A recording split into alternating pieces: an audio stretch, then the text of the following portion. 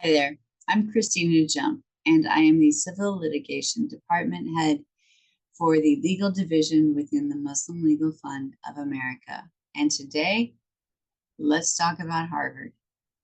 Now, you may remember that almost exactly a year ago, we filed a charge of discrimination with the Office of Civil Rights within the Department of Education. This is a version of the publicly available complaint that is redacted from some specifics identifying our more than a dozen student clients, and laying out the rest of their information and what we set forth on behalf of the students, letting the Department of Education's Office of Civil Rights know that these students had been subject to discrimination based on shared heritage. And that means religion, race, national origin, and specifically in this instance being Palestinian, Arab, Muslim, or affiliated or associated with those groups.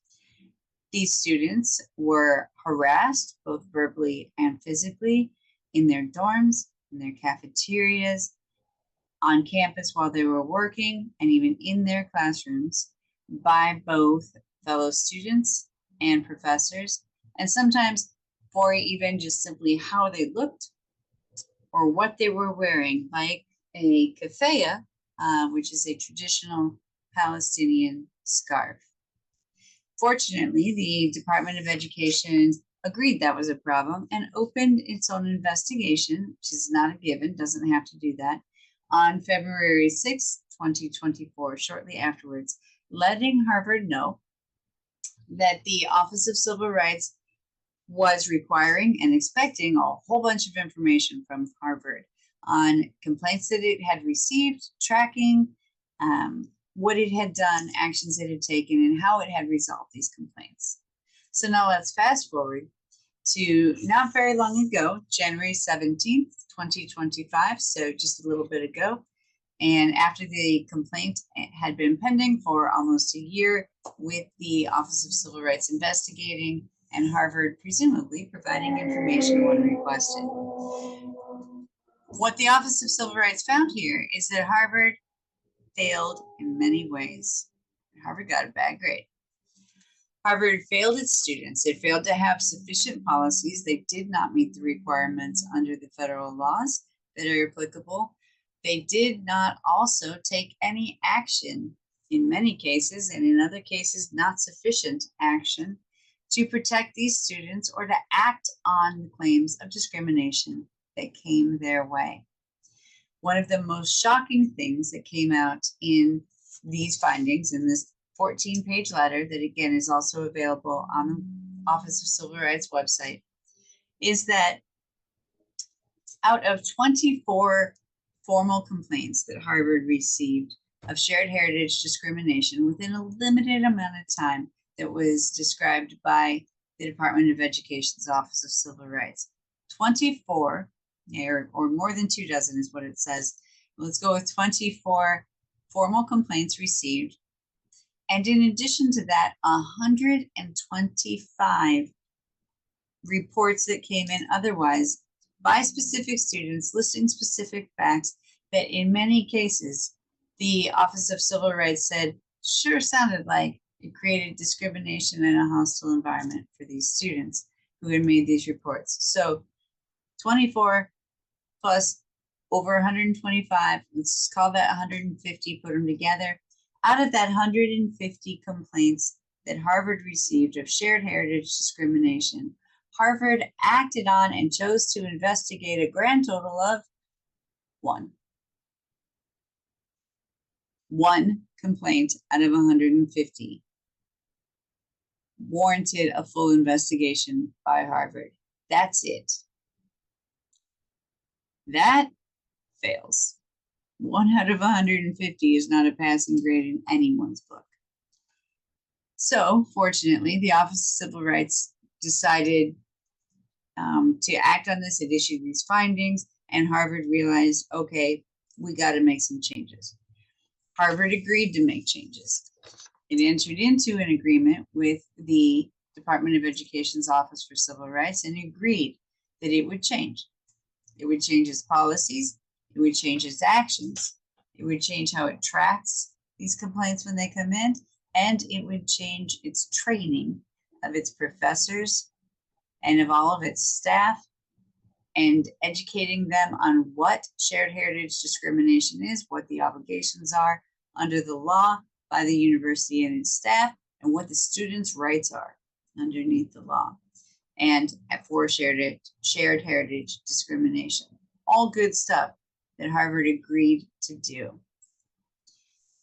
Except you didn't really hear about it, probably, not much in the news, because the first thing that really made the news was this report by the Harvard Crimson, which is the student newspaper, and credit to the student newspaper because they have been doing a great job of keeping up with and reporting all types of complaints that have come up, the actions by Harvard and the inactions by Harvard on campus. So the Harvard Crimson reported here that Harvard quietly resolved anti-Palestinian discrimination complaint with the education department. Well, maybe it wanted to keep it quiet, you might be thinking. I mean, does it really want to draw attention to its failures? Who would want to do that anyway? And maybe they're even trying to be considerate of the students. Except 4 days later, Harvard did this. Issued its own press release announcing that it had reached a settlement of anti-Semitism lawsuits, 2 anti-Semitism lawsuits that had been pending at the same time. Harvard resolved that voluntarily from those federal court lawsuits and issued its own press release announcing that from the rooftops, even though it had been quiet about the resolution of the anti-Palestinian discrimination that came as a result of a finding of discrimination, a finding of all of Harvard's failures. So after that, the next thing that Harvard did a couple days later was it released, not new policies, but it updated its FAQs, its frequently asked questions, that talk about the same September 2023 policies that have already been found to be insufficient to have failed the law and to have failed the students. But there's new FAQs talking about them. And in those, Harvard administrators give a lot of specific examples of what constitutes anti-Semitic behavior, what constitutes anti-Semitism discrimination, and then also lists Islamophobia without examples, without any clarity, without nearly the same level of specificity. So you may be wondering, yeah, but what can anybody do about this now? I mean, that finding was January 17th, and that sounds all good and well, but January 20th, there's a new president, new administration, bringing in new people to all government agencies. Is anything really going to happen? Yeah, it is. And here's why.